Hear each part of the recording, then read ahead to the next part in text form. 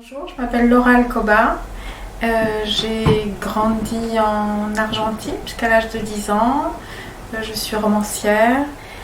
Mon dernier roman, Par la forêt, a été publié au mois de janvier 2022 chez Gallimard.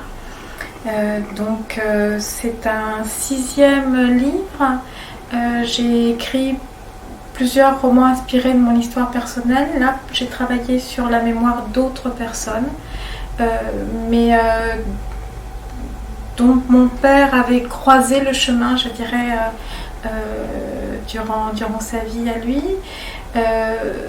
C'est une histoire qu'on m'avait racontée peu de temps après les événements qui ont eu lieu dans les années 80, parce que ce roman est inspiré d'une histoire réelle qui a eu lieu au milieu des années 80.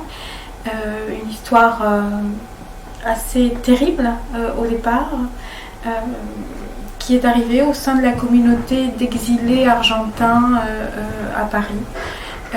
Mon père m'avait parlé de cette histoire, mais je l'avais oubliée. Je l'avais oubliée parce qu'il y a là quelque chose d'assez troublant, plus que troublant, hein, terrifiant en réalité.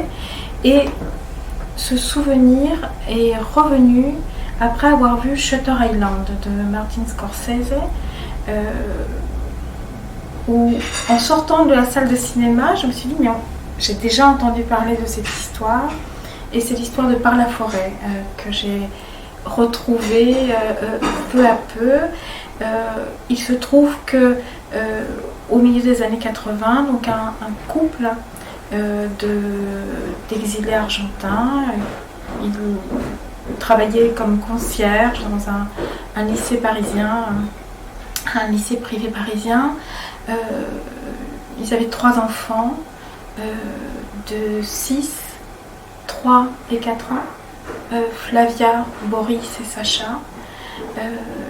Ils avaient une vie simple après une histoire très compliquée en Argentine, marquée par la violence de la dictature et par l'histoire tourmentée de l'Argentine des années 70. Un jour d'hiver, Griselda, qui est la femme de ce couple, ne se sentait pas bien. Ça faisait quelque temps déjà qu'elle n'était pas bien psychologiquement. Elle a senti qu'elle n'était pas dans un état normal. Elle a appelé à l'aide son mari, qui n'a pas compris que c'était grave ce qui se passait, qui n'a pas répondu à son appel. Et elle a perdu pied dans un moment de folie, de détresse, difficile à expliquer, à comprendre, et là, donné la mort à ses 2 plus jeunes enfants. Ça, on me l'avait raconté. Il se trouve que ce jour-là, la fille aînée était à l'école. Sa mère, dans un état second, a voulu récupérer l'enfant, Flavia, à l'école où elle était. Et la maîtresse de Flavia, voyant que la femme qui se trouvait devant elle n'était pas dans un état normal, a refusé de remettre l'enfant à sa propre mère.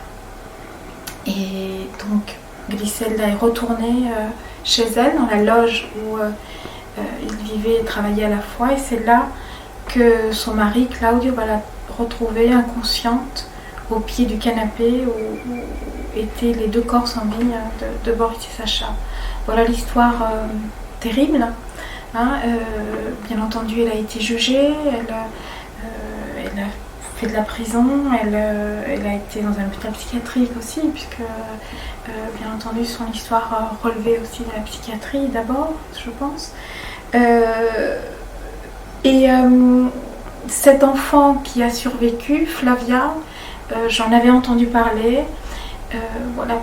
Après avoir vu, comme je vous disais, Shutter Island, j'ai eu je sais pas, la curiosité, en tout cas, j'ai voulu retrouver cette histoire. Il se trouve que les personnes qui sont au cœur de ce terrible drame, j'ai eu l'impression, plus de 30 ans après les faits, quand je les ai contactées très timidement d'abord, je ne savais pas si j'étais capable d'écouter cette histoire même de près, mais je me suis manifestée, j'ai eu l'impression qu'ils m'attendaient, qu'ils avaient besoin eux-mêmes de parler. Donc le livre est composé à partir de différentes rencontres que la narratrice, alors je dis la narratrice, mais bon, c'est disons, un double de moi-même littéraire. Donc je me suis entretenue avec les différentes personnes qui sont au cœur de cette histoire. Grisella, la mère infanticide, son mari, Claudio, Flavia, beaucoup, hein, la petite fille qui a survécu et qui est aujourd'hui une femme de 40 ans absolument extraordinaire. La maîtresse d'école qui a dit non à Grisella ce jour-là, hein, on raconte ce jour-là, le moment où Grisella perd du pied, souvent désigné de cette manière-là. Son mari, le mari de Colette, hein, de l'institutrice René, que j'ai rencontré aussi. Et il se trouve que René et Colette, après ce terrible événement, ont joué le rôle de parents de substitution auprès de Flavia. Donc dans le livre, il y a différents sauts dans le temps. Hein. Donc, il y a ces rencontres qui ont toujours lieu dans un même café parisien en 2018-2019, avec les personnes 30 ans après les faits. Grisella va se raconter dans le livre, essayer de tracer un itinéraire, même si rien ne peut expliquer, même à ses propres yeux, ce qui s'est passé ce jour-là. On comprend que, en lisant le livre et en l'écoutant, qu'elle est aux prises à tout jamais avec la culpabilité, la douleur. Il y a quelque chose là d'absolument incompréhensible, hein, une mère qui commet l'irréparable sur ses propres enfants, et cet incompréhensible reste tel que, je crois, dans le livre. Mais ce qui est tout de même surprenant et même, je dirais, extraordinaire, c'est qu'après cette histoire effroyable, une jeune femme, d'abord une petite fille, soit devenue une jeune femme extraordinaire, qui est Flavia aujourd'hui. Aujourd'hui, c'est une très grande photographe, quelqu'un de lumineux.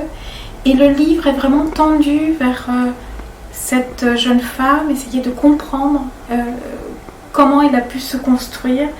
Et Colette, René, qui sont de très très beaux personnages, absolument solaires, sont en grande partie la clé, je dirais, l'explication de ce bel itinéraire, l'après. C'est un livre en grande partie sur comment se construire, hein, après un événement de ce type. Par la forêt, qui peut paraître énigmatique, il s'explique par le fait que Flavia, René et Colette trouvent dans la forêt de Chantilly une sorte de conte que prend en charge la nature elle-même en relation avec l'histoire, et un conte qui apaise. Merci beaucoup de m'avoir écouté et j'espère que ce livre vous plaira.